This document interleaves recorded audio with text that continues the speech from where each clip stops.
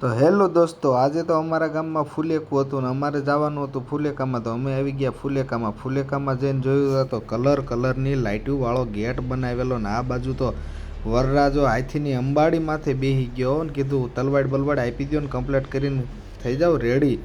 અને જોયું તો આ નાળિયેરને બધું આપી દીધું ને મેં તો આ બાજુ ઊભા રહી ગયા ને અમારે ગામનું પબ્લિક જોઈ લ્યો કે એટલે આ તો હાથી મેં પહેલી વાર જોયો. વાત તો સહી અને આથી તો ધીમો ધીમો હાલતો થઈ ગયો ને લે આ બાજુ તો છોટા ભીમ આવી ગયું ને છોકરા કે આ ફુલેકામાં છોટા ભીમ તો અમે પહેલી વાર જોયું હોય કે આવું ગામમાં ક્યારેય ફુલેકું થયું જ નથી. છોટા ભીમ તો બાગડદા કરતા અમારા કોઈ આવવાથી મેં કીધું હાલો અમારે આગું વ્યૂ જવું. આ છોટા ભીમ અહીંયા શું લેવા આવે છે?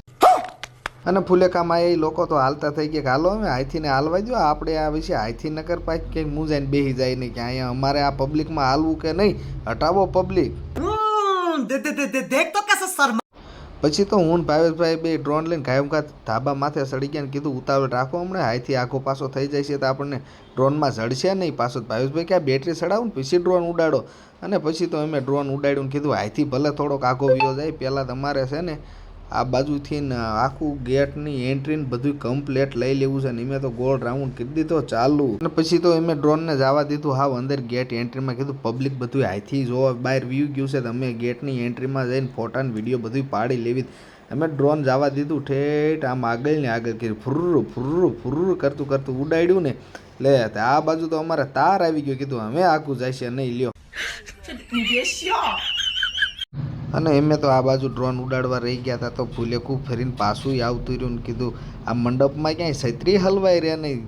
પબ્લિકે ધીમે આવવા દો હાથી આઈને ક્યાં પૈસા હાથી હાટું તો આ ગેટ રાખ્યો છે ને હાથી ધીમે કરતો વિયો અંદર ને એક ભાઈ તો અહીંયા વાહડો લંબાવે એટલે આ રવા દે ભાઈ, અહીંયા વાહડો નથી તારે લંબાવો ભાઈ.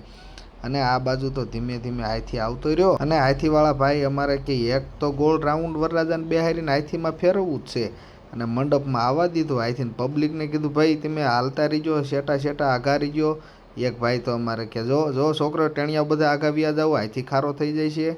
અને એક ભાઈએ ફટાકડાને કીધું કે આ કે ધુવાડો સીનો કર્યો એટલે બંધ કરો આ શ્વાસ લેવામાં તકલીફ પડે છે. कैसे लोग रहते हैं यार यहाँ पर.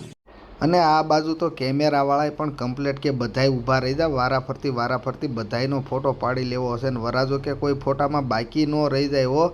અને અમારે તો આ બાજુ જોવો અમારે સુરેશભાઈ કીલા ભાઈ ફોટો પાડવા દેવો હોય પાડવા દો ને, વચ્ચે શું કામ તમે ઊભા રહ્યો છો? તમને ફોટાની હું ના પાડતો હોય તો કયો.